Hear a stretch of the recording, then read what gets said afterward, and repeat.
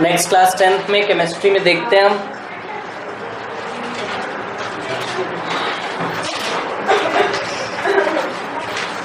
सबसे पहले देखते हैं कि what is the water of crystallization. ठीक है, नेक्स्ट टॉपिक है हमारे पास water of crystallization, hydrated salts, hydrated salts. Okay, चलिए ये वाटर ऑफ क्रिस्टलाइजेशन क्या होता है, क्रिस्टल क्या होता है, सबसे पहले हमको ये समझना होगा। देखिए क्रिस्टल्स क्या होते हैं, क्रिस्टल्स के कांस्टेंट पार्टिकल्स एटम, आयन या मॉलिक्यूल्स हो सकते हैं and they are arrange in a no not cage like structure is ice structure ना, they are arrange in a order manner. Okay, now crystals के एग्जांपल है हमारे crystals के constant particles कौन हो सकते हैं, कांस्टेंट पार्टिकल्स हो सकते हैं इसके एटम्स, आयंस और molecules. Okay, arranged in an order manner, arranged in an ordered manner,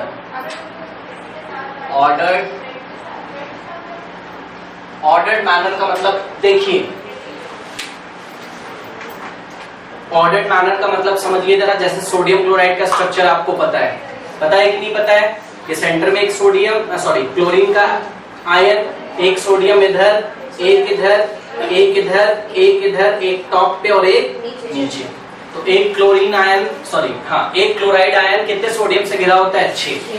तो आप क्या देखते हो, एक वेल डिफाइंड मैनर है, एक अरेंज मैनर में एटम्स या आयंस आप बोल सकते हैं अरेंज है। तो क्रिस्टल तभी बनेंगे जब कांस्टेंट पार्टिकल्स एटम, मॉलिक्यूल या आयन का एक क्या होगा, वेल डिफाइंड अरेंजमेंट, एक ऑर्डर्ड में, एक पैटर्न में अगर वो अरेंज होंगे तभी क्रिस्टल बनेगा। ओके, अब देखिए वाटर ऑफ क्रिस्टलाइजेशन क्या होता है। आपने कभी कभी फॉर्मूला देखा होगा, कुछ ऐसा लिखा रहता है, देखिए CuSO4.5S2, ओके, Na2CO3.10H2, ऐसे फॉर्मूले आपने कभी देखे होंगे। CaSO4.2H2, CaSO4.2H2, okay, FeSO4.7S2, FeSO4.7S2। सुनिए, कॉपर सल्फेट में जो .5S2 लगा है, जो .10S2 लगा है, इसी को हम क्या बोलते हैं, water of crystallisation. Water of crystallisation क्यों बोलते हैं इसको, क्योंकि देखिए कुछ वाटर मॉलिक्यूल्स आके इन क्रिस्टल्स में ट्रैप हो जाते हैं। ठीक है, ट्रैप हो जाते हैं का मतलब फंस जाते हैं इसके बीच में, ये आप बोल सकते हैं। ओके, और इस तरीके से एक क्रिस्टल बन के तैयार होता है जिसको हम क्या बोलते हैं, जिसको हम बोलते हैं हाइड्रेटेड सॉल्ट। मतलब जैसे कॉपर सल्फेट एक सॉल्ट था, वाटर के मॉलिक्यूल लग गए तो इसको क्या बोलेंगे हम, hydrated salt. Okay, hydrated means water के मॉलिक्यूल्स में आके ट्रैप हो गए। इन वाटर के मॉलिक्यूल्स के ट्रैप होने से इनमें कलर भी आ जाता है।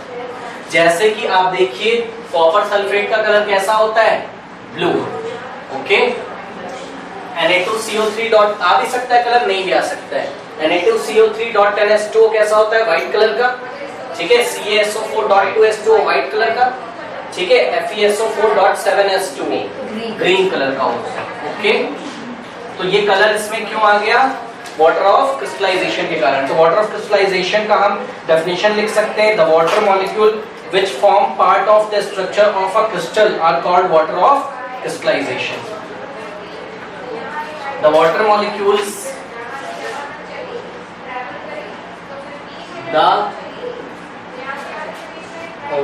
molecules,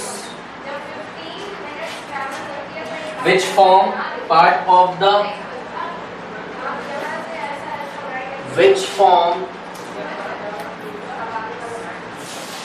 part of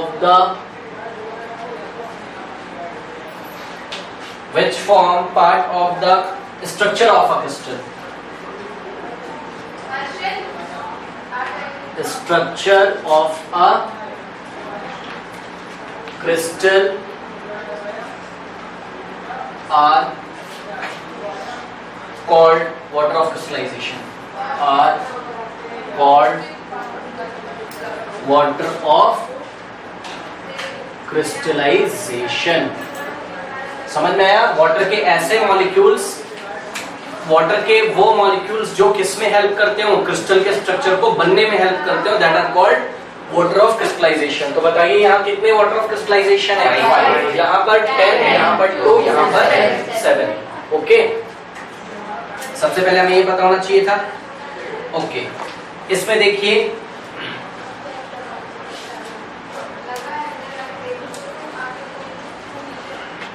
अब क्वेश्चन ये आता है कि वाटर ऑफ क्रिस्टलाइजेशन दिए गए सॉल्ट को वेट क्यों नहीं करते, उसको भिगाते नहीं. देखिए कॉपर सल्फेट आप देखोगे तो आपको सॉलिड फॉर्म में दिखता है. देखें आपने क्रिस्टल्स कॉपर सल्फेट के लैब में, हाँ वो आप देखोगे तो वो गीला आपको नहीं लगता है, वेट नहीं लगता है. क्यों? सुनिए रीजन. ठीक है, वो वेट नहीं लगता है. क्यों? क्योंकि these water of crystallization is not free water. They are not free water. Free water का मतलब समझ रहे हो? अलग से ये वाटर नहीं है, ये उसी क्रिस्टल का क्या है? पार्ट है. फिर से ध्यान दीजिए, ये वाटर ऑफ क्रिस्टलाइजेशन जो है ये क्रिस्टल के स्ट्रक्चर को बनने में तो क्या कर रहे हैं? हेल्प. ये उसी क्रिस्टल का पार्ट है, इसलिए ये दिए गए सॉल्ट को वेट नहीं करता है. दिए गए सॉल्ट को वेट कैसे करेगा? देखिए आप कॉपर सल्फेट लीजिए और उसको डाल दीजिए खूब सारे पानी में. खूब सारे पानी में डाल दोगे तो क्या बन जाएगा? सॉल्यूशन. मतलब जितना उसको नहीं चाहिए था वाटर, उससे ज्यादा आपने दे दिया. ओके, अभी मैं टाइप्स भी पढ़ा दूंगा आपको सॉल्ट्स के. टाइप्स भी मैं बता दूंगा आपको सॉल्ट्स के, तो ज्यादा क्लियर हो जाएगा. ठीक है, तो आपको इसमें रीजन में क्या लिखना है? Water of crystallisation is not free water. Water of crystallization is not free water. It is the part of the crystal structure. It is the part of the crystal structure. That's why it does not wet, wet, wet. It does not wet the given salt. Wet the salt. Okay.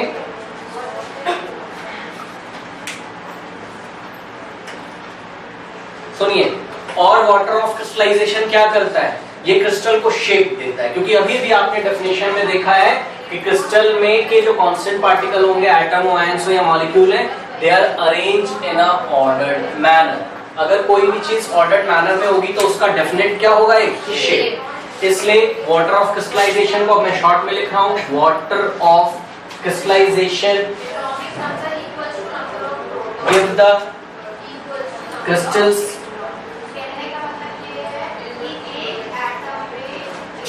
give the crystals of the salts their shape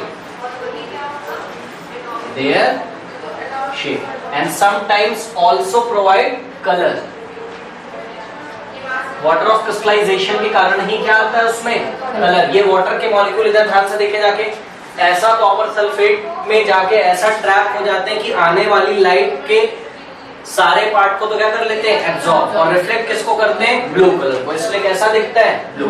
और ferrous sulphate सारे colour को absorb कर लेता होगा और कैसा दिखता है? ग्रीन. क्योंकि किसको रिफ्लेक्ट करता है? ग्रीन. वही आपकी आंखों में जाता है, वो आपको दिखता है. ऐसा क्यों होता है? तो आंसर है ऐसा इसलिए होता है कि वाटर के मॉलिक्यूल जब जाके उस में मिले तो इस तरीके से एक वेल डिफाइंड ऑर्डर आया कि लाइट का कौन सा पार्ट रिफ्लेक्ट होता है, ग्रीन या फिर ब्लू। ओके, इसलिए कभी कभी जो है कलर भी मिलता है आपको। तो ये है water of crystallisation. Next topic है, देखिए क्या होता है अगर आप वाटर ऑफ क्रिस्टलाइजेशन मतलब हाइड्रेटेड सॉल्ट। ओके, अगर आप हाइड्रेटेड सॉल्ट्स को अगर आप हीट करोगे तब क्या होता है। सुनिए, जितने भी ये वाटर ऑफ क्रिस्टलाइजेशन जिसमें लगे हुए इन सारे सॉल्ट्स को नाम क्या दिया गया, हाइड्रेटेड सॉल्ट। Yes, hydrated. लेकिन अगर इस सॉल्ट से क्या निकल जाए, वाटर के मॉलिक्यूल्स, तो इसको नाम क्या दिया जाता है, एनहाइड्रस सॉल्ट। ये नोट कर लिए। हाँ, तो नेक्स्ट टॉपिक देखते हैं हम इसमें, what is the effect of heating the hydrated salt, या फिर action of heat on, action of heat on hydrated salts. ठीक है, एक्टिविटी देखिए, एक्टिविटी हम करने जा रहे हैं, what is the hydrated copper sulphate, तो answer is CuSO4.5S2। This is the what, hydrated copper salt, colour blue. Okay, now इसको मैंने हीट कर दिया, ये मैं पहले भी आपको शायद दिखा चुका हूं। ठीक है, आप इसको हीट कर दोगे तो ये 5 वाटर के मॉलिक्यूल्स निकल जाते हैं इसमें, तो क्या बच जाएगा, CuSO4 plus 5H2O, go away. ये मॉलिक्यूल्स बाहर निकल जाते हैं। नाउ ये जो कॉपर सल्फेट बना है इसको क्या बोलेंगे, anhydrous copper sulphate, anhydrous copper. Anhydrous means what, anhydrous, an मतलब हटा दिया, किसको, हाइड्रस मतलब वाटर। ठीक है, वाटर को हटा दिया इसमें से, anhydrous copper sulphate, colour white. अब बताइए इसमें कलर क्यों चला गया, क्योंकि वाटर ऑफ क्रिस्टलाइजेशन चला गया, क्योंकि वाटर ऑफ क्रिस्टलाइजेशन क्या देता था उसको, शेप, और शेप के आने से ही देखिए डायमंड का एक डेफिनेट शेप होता है, उसका एक स्ट्रक्चर होता है अंदर से, हम लोग पढ़ेंगे हाइड्रोकार्बन में। यही रीजन है कि वो क्या होता है, लगातार चमकता रहता है, लाइट उसमें जाती तो है लेकिन बाहर निकल नहीं पाती, उसी में ट्रैप हो जाती है और घूमती रहती है अंदर, इसलिए वो लगातार क्या होता है, हाँ, total something is called total internal reflection, हम लोग पढ़ेंगे जब आएगा फिजिक्स में। तो उस वजह से लगातार वो चमकता रहता है, मतलब लाइट कोई दिया गया मटेरियल कौन से कलर का दिख रहा है, चमक रहा है या कोई कलर दे रहा है, ये सब किस पे डिपेंड करता है, उसके इंटरनल स्ट्रक्चर। देखिए जब आपने गर्म कर दिया तो वाटर का मॉलिक्यूल उसमें से निकल गया, उसका इंटरनल स्ट्रक्चर जैसा पहले था अब वैसा नहीं है, तो अब जब लाइट गिरेगी तो वो अलग बिहेव करता है, वो ब्लू लाइट को रिफ्लेक्ट अब नहीं करता। ठीक है, तो व्हाइट कलर का वो दिखाई पड़ता है, इसका मतलब सारी लाइट को क्या कर देता है, रिफ्लेक्ट, क्योंकि सारी लाइट क्या होती है, व्हाइट लाइट। ठीक है, तो इस तरीके से उसके स्ट्रक्चर में प्रॉब्लम आ गई। ओके, अब आप क्या करेंगे, ये जो आपको मिला है एनहाइड्रस कॉपर सल्फेट लीजिए, और एनहाइड्रस कॉपर सल्फेट में 2-3 ड्रॉप वाटर डाल दीजिए, 2-3 ड्रॉप वाटर डाल दीजिए, तो क्या होता है, देखिए एक टेस्ट ट्यूब में लीजिए इसको, पाउडर को व्हाइट वाला, और इसमें वाटर आप डाल दोगे तो आप देखते हो वापस कौन से कलर का हो जाता है, ज्यादा वाटर नहीं डालना है, नहीं तो वो अपना क्या बना लेगा, सॉल्यूशन। तो ये देखिए ये वापस से आपको क्या मिल गया, एनहाइड्रस कॉपर सल्फेट था, क्या मिल गया, हाइड्रेटेड कॉपर सल्फेट, वापस से उसका कलर कैसा आ गया, ब्लू। इसको एक्सप्लेन कैसे करोगे कि वापस उसको अपने वाटर ऑफ क्रिस्टलाइजेशन मिल गए, कोई दिक्कत है इसमें। ओके, नाउ ये हो गया वाटर ऑफ क्रिस्टलाइजेशन। ओके, अगर वाटर ऑफ क्रिस्टलाइजेशन हो गया है तो देखिए इसमें हम लोग नेक्स्ट टॉपिक कर लेते हैं, the chemistry of gypsum and POP, the chemistry of gypsum and POP.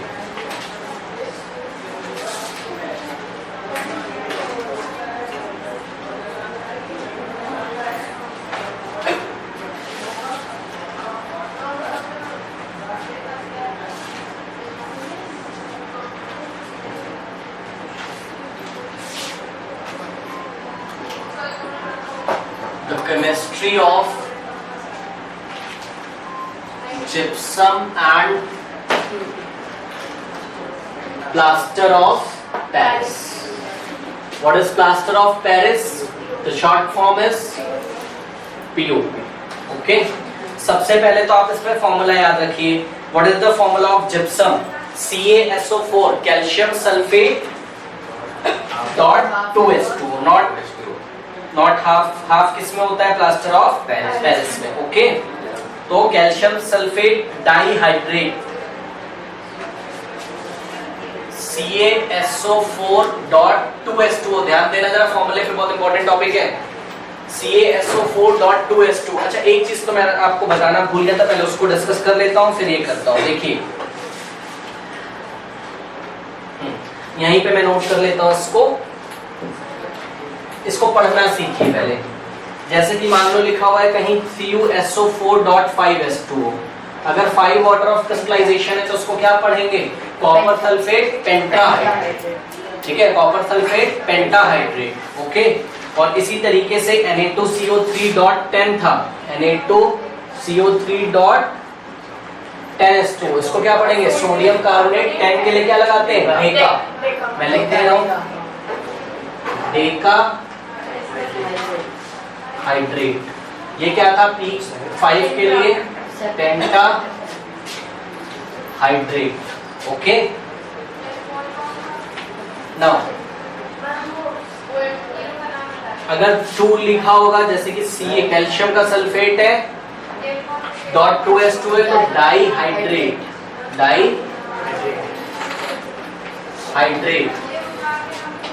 Okay. Dihydrate means what? 2 molecules of water. Pentahydrate means what? 5 molecules of water. Decahydrate means what? 10 molecules of water. Similarly, FeSO4 ferrous sulfate या iron sulfate .7s2. FeSO4.7s2. नाम ferrous sulfate heptahydrate means 7 molecules of water of crystallization. Okay. Now okay, देखिए इसका नाम plaster of Paris क्यों पड़ा? किसका नाम? Yes, plaster of Paris का मैंने आपको नहीं बताया ना, फॉर्मूला नहीं बताया ना प्लास्टर ऑफ पेरिस का. ठीक है.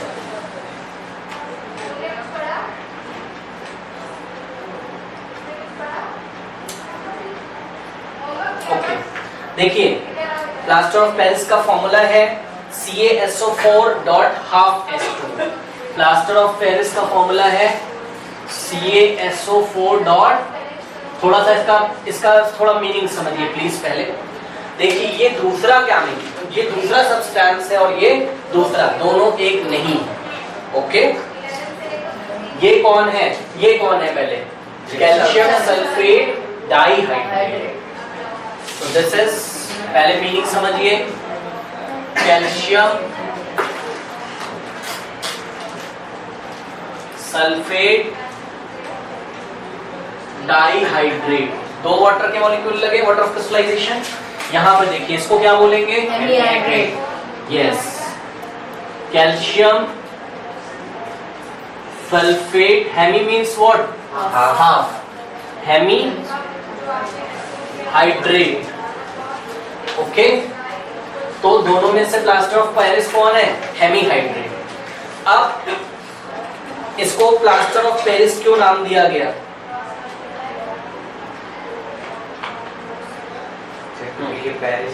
सुनिए, बिकॉज इसको हम बनाते कैसे? जिप्सम को हीट करेंगे. अभी दिखाऊंगा मैं आपको केमिकल रिएक्शन. जिप्सम जो है उसको हीट करोगे तो आपको क्या मिलेगा? Calcium sulphate hemihydrate. ओके. और ये जिप्सम मिलता कहाँ है सबसे ज्यादा? पेरिस. तो this gypsum is found in Paris. That's why by heating gypsum, इसका कॉमन नेम क्या है? जिप्सम. कैल्शियम सल्फेट डाइहाइड्रेट कौन है? जिप्सम. मिलता कहाँ है ज्यादातर? ये पेरिस में. और इसी को आपने क्या कर दिया? अगर हीट, तो हीट करोगे तो क्या बनेगा? Plaster of Paris. अब देखिए जैसे ही आप हीट करेंगे, सबसे इंपॉर्टेंट ये है कि ध्यान से सुने, टेम्परेचर आपको याद रखना है, अगर ये गलत कर देंगे तो आपको मार्क्स नहीं मिलेंगे। तो कितने टेम्परेचर पे इसको हीट करते हैं? Heat to 100 degree Celsius, heat to, और केमिस्ट्री में तो हम लोग डिग्री सेल्सियस ज्यादा नहीं पढ़ते हैं, उसका एसआई यूनिट क्या है टेम्परेचर का? केल्विन। तो इसमें 273 ऐड कर दो, क्योंकि डिग्री को केल्विन में कैसे ले जाते हैं? 273 ऐड करके, तो कितना हो जाएगा? 373 केल्विन। दोनों ही सेम टेम्परेचर है, 10 यूनिट अलग है, एक केल्विन में एक डिग्री सेल्सियस में। ओके, अच्छा थोड़ा सा इधर ध्यान दें, मैं अब आपको जो बोल रहा हूं वो सुनिए। टोटल वाटर के मॉलिक्यूल कितने थे? 2। एक सर्कल बना लो और इसके कितने पार्ट कर लो? 4। Half molecule, half molecule, half molecule, half, कितना हो गया? 1 2 3 4, 4 into 1/2 2। तो टोटल कितने मॉलिक्यूल का वाटर के? 2। 1 हटाया, 2 हटाया, 3 हटाया, तो क्या बोलेंगे? 4 में से कितने पार्ट हटा दिए? 3। तो याद रखिए, जब जिप्सम को गर्म किया जाता है, हीट किया जाता है अप टू 373 केल्विन, तो 3/4 ऑफ द वाटर मॉलिक्यूल बाहर हो जाते हैं उससे। 3/4 ऑफ द, तो 3/4 ऑफ द वाटर मॉलिक्यूल बाहर हो गए का मतलब क्या? हाफ प्लस हाफ कितना हो गया? 1, और 1 प्लस हाफ 1 है ना, हाफ, तो अलग हो जाएगा इससे 1.5 वाटर। समझ में आया? तो कितने वाटर निकल गए? 3/4 वाटर निकल गए। ठीक है, तो इस तरीके से क्या हो जाएगा?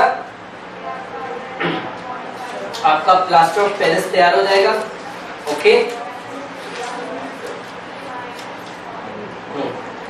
इफ, इधर ध्यान दें, if temperature is greater than 100 degree Celsius, ध्यान दें, अगर टेम्परेचर आप 100 डिग्री सेल्सियस से ज्यादा रख दोगे तो बचा कुचा जो हाफ मॉलिक्यूल है वो भी इससे क्या हो जाता है? निकल जाता है बाहर। ओके, तो बनेगा क्या? केवल क्या बन जाएगा? CaSO4, और CaSO4 जो बनेगा इसको, अच्छा एक चीज पहले मैं डिस्कस कर लेता हूँ। देखिए, ये जो बना आपका क्या? Plaster of Paris. अगर प्लास्टर ऑफ पेरिस को किसके साथ मिलाया जाए? नहीं, प्लास्टर ऑफ पेरिस को क्यों बोलते हैं? इसको वाटर में आप मिलाते हो तो ये क्या बन जाता है? काफी हार्ड बन जाता है ना। इसको वाटर में जब आप मिलाते हो तो काफी ये हार्ड बन जाता है। ये वाटर के साथ ऐसी प्रॉपर्टी कब देगा? जब इसके एक मॉलिक्यूल में कितना वाटर का मॉलिक्यूल लगा रहेगा? हाफ। और अगर ये भी हाफ निकल जाए तो ये CaSO4 अब वाटर के साथ मिलाने पर हार्ड नहीं होगा, ये अपनी प्रॉपर्टी खो देता है। और इस टाइम हम इसको बोलते हैं, इसको नाम हमने दिया केमिस्ट्री में dead burned plaster. This is known as dead burned plaster. Why dead burned plaster? Because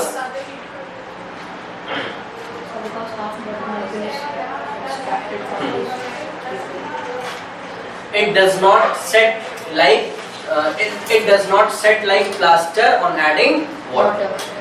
तो नोट कर लेते हैं, because it does not set like, देखा है ना किसी के हाथ वाथ टूट जाता है तो बोन्स को फिट करने के लिए चढ़ाते हैं प्लास्टर, ये वही वाला है। तो पहला ऐसा लगा देता है लिक्विड के फॉर्म में खूब बढ़िया, और छोड़ दिया जाता है तो वो सूख जाता है ना, ये वही है। ठीक है ना। तो अगर आप टेम्परेचर 100 डिग्री सेल्सियस से ज्यादा रखेंगे तो CaSO4 डॉट हाफ H2O नहीं मिलेगा, ये भी निकल जाएगा, और क्या बनेगा? CaSO4 केवल। वो आपको चाहिए क्या? नहीं। तो CaSO4 which is known as dead burnt plaster. Why? Because it does not set like plaster on adding water. Plaster of Paris, it does not set का मतलब समझ रहे हो? ये हार्ड सब्सटेंस नहीं देगा। किसकी तरह नहीं देगा? किसकी तरह नहीं देगा? Plaster of Paris. क्योंकि प्लास्टर ऑफ पेरिस को क्या करते हैं? पहले वाटर के साथ मिलाते हैं और जहां लगाना होता है उसको लगा देते हैं और छोड़ देते हैं, तो सूख जाता है। तो कैसा हो जाता है? हाफ एन आवर के बाद एक हार्ड सब्सटेंस देता है। ओके, अब क्या ये हार्ड सब्सटेंस देगा? नहीं। क्यों? क्योंकि इसका वाटर of crystallization निकल चुका है। Does not set like plaster of Paris on adding water. Okay. ये हो गया। नाउ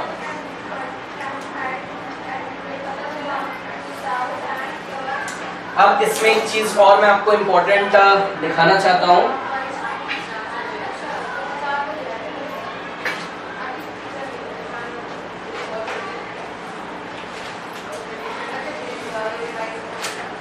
ओके, इधर थोड़ा सा ध्यान दें, इसमें एक चीज और मैं डिस्कस करना चाहता हूं। क्या हाफ मॉलिक्यूल कभी एग्जिस्ट कर सकता है? तो लिखते क्यों है भाई? और सच में हाफ मॉलिक्यूल थोड़ी किसी से लग जाता है क्या? क्योंकि मॉलिक्यूल का स्ट्रक्चर आपने पढ़ा हुआ है, आप उसको इमेजिन कर सकते हो एक बॉल जैसा। तो क्या ऐसा कट जाएगा, हाफ उसके पास चलेगा हाफ उसके पास? नहीं, हाफ मॉलिक्यूल एग्जिस्ट नहीं करते। तो सुनिए, ऐसा फॉर्मूला क्यों बनाया गया? जब स्ट्रक्चर देखा गया किसका, ये प्लास्टर ऑफ पेरिस से, भाई देख लेना ये क्या है।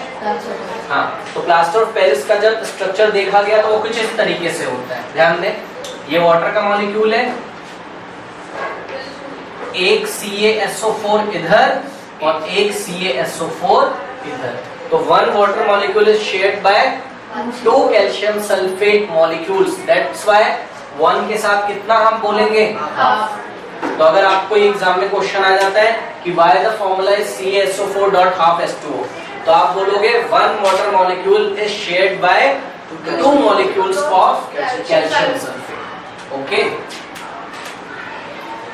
One molecule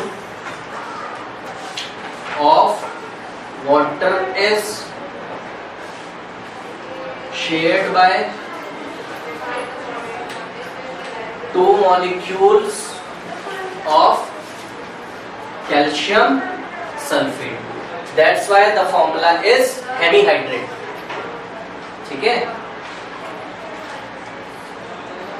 That's why the chemical formula is hemihydrate, CaSO4 half H2. Okay, now another reaction, इसको मैं रब कर दे रहा हूं, ये ऊपर वाला मैं रब कर दूं। हाँ, इधर देखिए,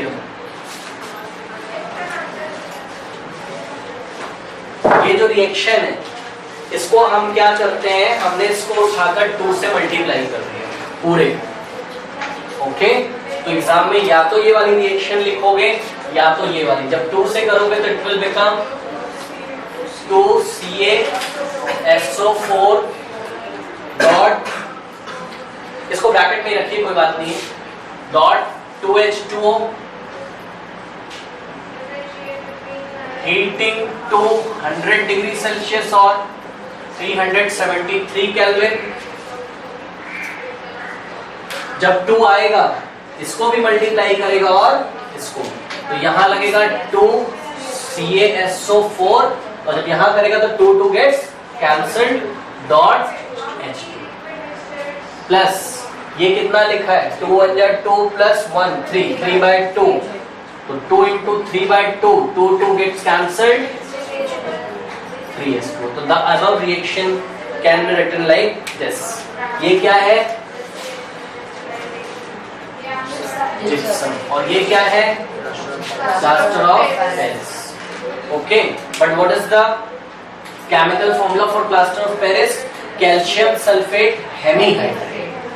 तो अगर आपसे एग्जाम में आएगा कि what is plaster of Paris, तो आपको कुछ उल्टा सीधा नहीं लिखना, आप लिखेंगे साइंटिफिक लैंग्वेज में क्या, कैल्शियम सल्फेट। हाँ, कैल्शियम सल्फेट एक तरीके का क्या है, सॉल्ट है, सल्फेट का, सल्फेट फैमिली का सॉल्ट है।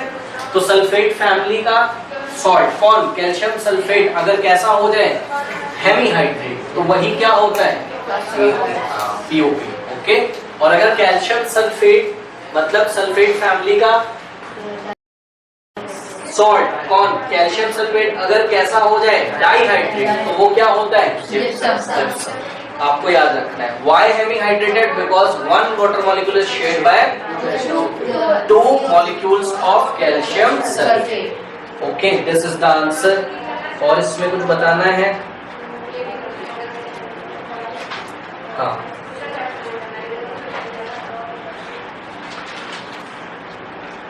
अच्छा, अगर आप इसमें वाटर ऐड कर देंगे, किसमें अगर आप वाटर ऐड कर दें तो वापस आपको क्या मिल जाएगा बताइए? जिप्सम। यस, तो वो रिएक्शन भी लिखिए, बताइए कैसे लिखेंगे वो रिएक्शन? उल्टा कर दो, ठीक है? ये रिवर्सिबल होगा। Yes, this is the reversible reaction. Okay,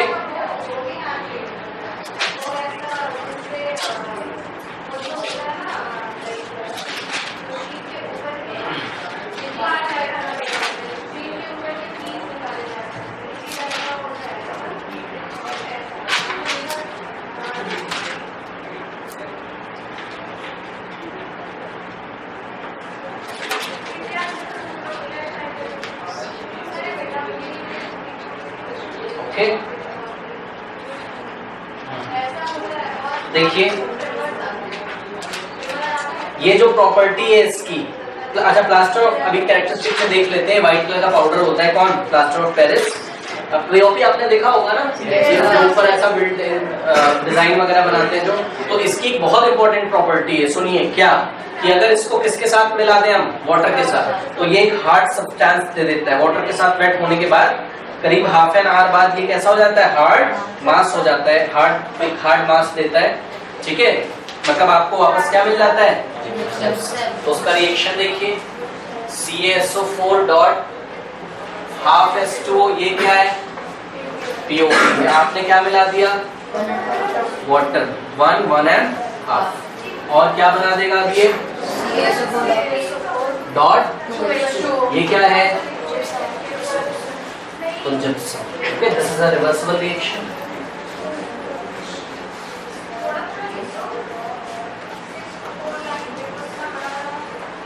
Set as hard mass, plaster of Paris. Okay,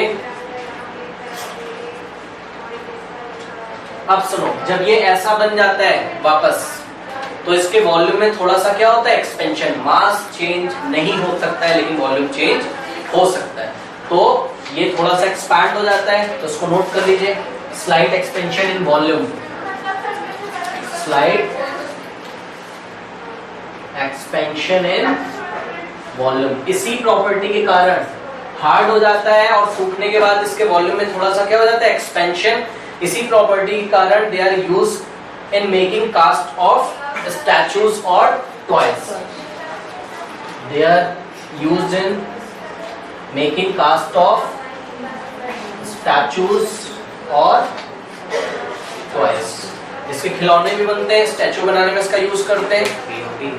हाँ, ठीक है, अभी मैं लिखवाऊंगा बट ये थोड़ा सा इंपॉर्टेंट था। और ध्यान आपको एक चीज और रखनी है, प्लास्टर ऑफ पेरिस को हमेशा किस में रखेंगे? Moisture proof container. Okay, plaster of Paris is kept in moisture proof. Why? हाँ, क्योंकि अगर वाटर उसको मिल जाएगा तो वो हार्ड सब्सटेंस बना लेगा, फिर आपके यूज में नहीं आएगा, उसको वापस फैक्ट्री भेजना पड़ेगा, वो खराब हो गया। गर्म करके थोड़ी ना यूज करोगे दोबारा, फिर जो भी उसका प्रोसेस होता है पूरा उसको खराब हो जाएगा, आपके यूज का नहीं है, ठीक है? इसलिए आपको इसको मॉइस्चर प्रूफ कंटेनर में रखना होता है। ओके, अच्छा, इसमें और कुछ, अब इसमें कुछ चीजें नोट कर लीजिए। प्रॉपर्टीज इसकी, प्रॉपर्टीज किसकी? हाँ, प्रॉपर्टीज है number 1, it is a white powder, white powder. Number 2, sets into hard mass on addition of water, sets into hard mass on addition of water। Okay, ये दो प्रॉपर्टीज बहुत important है। Uses देखिए, कहां पर लिखूं? यहां लिख दूं, इसको रब कर दूं।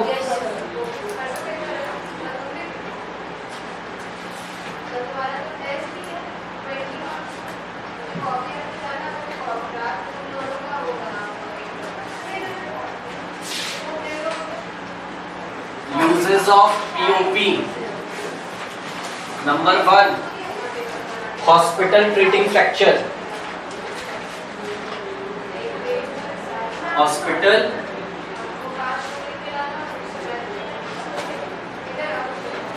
हॉस्पिटल में यूज होता है ट्रीटिंग फ्रैक्चर। फ्रैक्चर अगर हो जाता है तो बोन्स को अपने पोजीशन पे, ताकि हीलिंग अच्छे तरीके से हो जाए, बोन अपनी पोजीशन में आ जाते हैं, उसको रोकने वाला कुछ चाहिए ना, वरना हिलता रहेगा तो हीलिंग नहीं हो पाएगा, ठीक है ना। तो ऊपर से ऐसा लगाकर छोड़ दिया जाता है उसको, वो सूख जाता है तो ऐसा हार्ड हो जाता है, उसको अपनी पोजीशन रखता है, और जो भी लिम्स है या जहां से भी फ्रैक्चर हुआ है वो आपस में अच्छे से जो है जुड़ जाते हैं, मतलब हीलिंग हो जाती है उससे। ओके, नेक्स्ट है मेकिंग स्टैचूज। अभी मैंने लिखा ही था। लैब में इसका क्या यूज है? एयर टाइट अरेंजमेंट के लिए। एयर टाइट मतलब समझ में आया? एयर टाइट अरेंजमेंट, मान लो कि कोई इसमें सब्सटेंस ऐसा है जिसको कि वाटर का मॉलिक्यूल ना मिले बाहर से, आप ये चाहते हैं मॉइस्चर ना मिले, तो ऐसा कैप, इसका ऐसा ढक्कन लगा दोगे और यहाँ पे क्या लगा दोगे? Plaster of Paris, POP.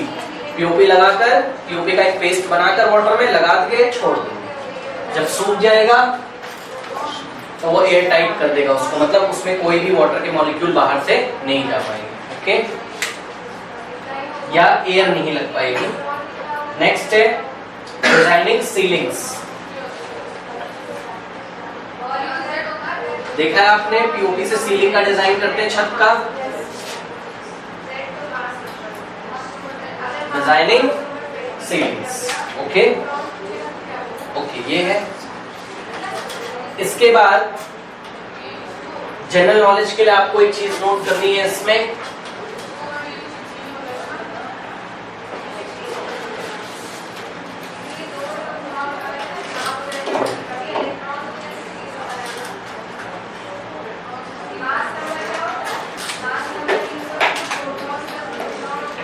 सुनिए, वाटर ऑफ क्रिस्टलाइजेशन के अलावा भी अलग अलग तरीके के सॉल्ट्स होते हैं, ठीक है, जो कि वाटर के प्रेजेंस में अलग अलग तरीके से बिहेव करते हैं। और भी सॉल्ट्स होते हैं, फिर से मैं बोल रहा हूँ, ध्यान से सुनिए, और भी सॉल्ट्स होते हैं जो अलग अलग तरीके से बिहेव करते हैं। उनके बिहेवियर के हिसाब से उनके नाम रखे गए और उनके टाइप देखिए। तो सबसे पहले नोट करो, apart from water of crystallisation, apart from water of crystallisation, apart from water of crystallization, there are various ways in which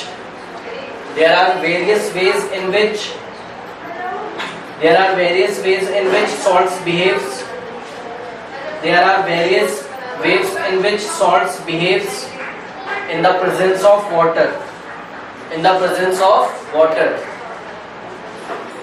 In the presence of water. और ये वाटर कहाँ से मिलता होगा? एटमॉस्फेयर से।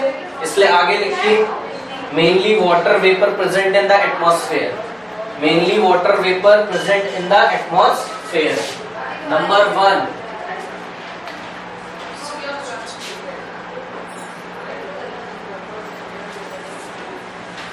Efflorescent salts.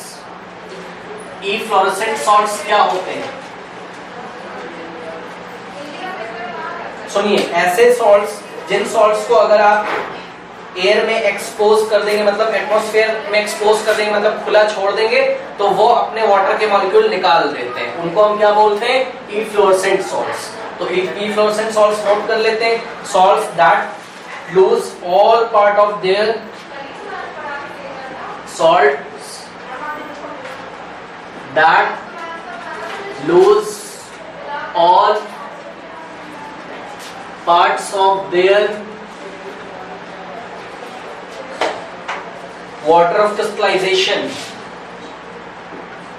Water of crystallization when they are exposed to the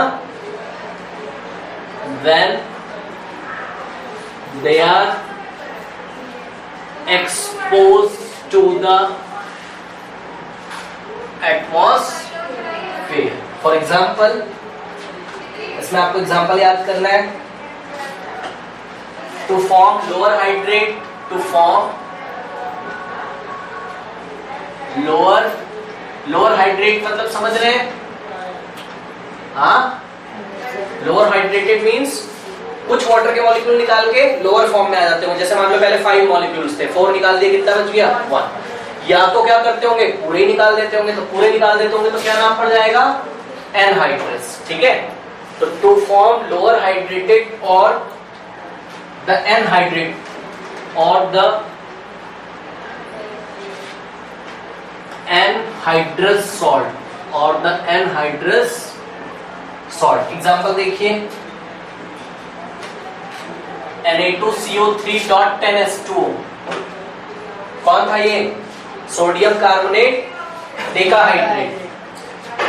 okay, इसको आप, ये सॉलिड फॉर्म का है, इसको अगर आप एयर में एक्सपोज करोगे तो आपको क्या मिल जाएगा? Na2CO3 सॉलिड और साथ में इसके डेका मॉलिक्यूल 10 मॉलिक्यूल निकल जाएंगे। ओके, नो 9 मॉलिक्यूल निकल जाएंगे, तो बचेगा इसके पास कितना? 1। ये एग्जांपल है। दूसरे तरीके के सॉल्ट्स देखिए, deliquescent salt number 2। Deliquescent salts क्या होते हैं? ऐसे salts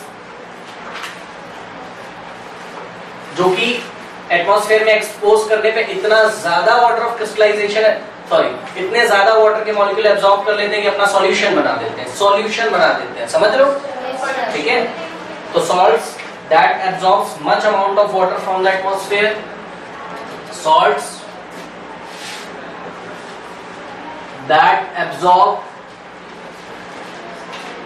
much, so much, that absorbs so much amount of water from the atmosphere,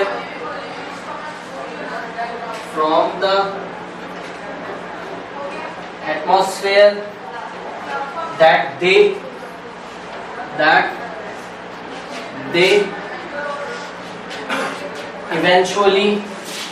eventually means आखिर में, अंततः आखिर में, eventually form a solution. Example, potassium hydroxide, potassium hydroxide. Next है hygroscopic salts. Hygroscopic salts that absorb moisture from the atmosphere. समझ में आ रहा है? इसने निकाल दिए थे, ये बहुत ज्यादा एब्जॉर्ब कर लेता है कि सॉल्यूशन बना देता है, और ये थोड़ा एब्जॉर्ब करता है। ठीक है, salts that absorb moisture,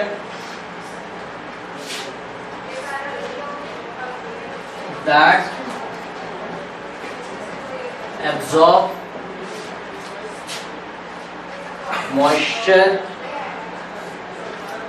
from the atmosphere but do not form a solution. But do not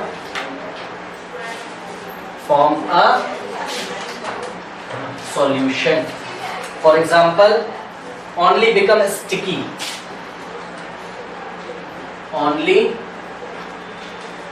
become sticky. देखा है आपने कैसा होगा? हाँ, स्टिकी कैसा? जैसा मिट्टी का घोल एक आप गाढ़ा बनाओ वैसा। एग्जाम्पल, कैल्शियम ऑक्साइड, ये आपको पता होना चाहिए। ओके,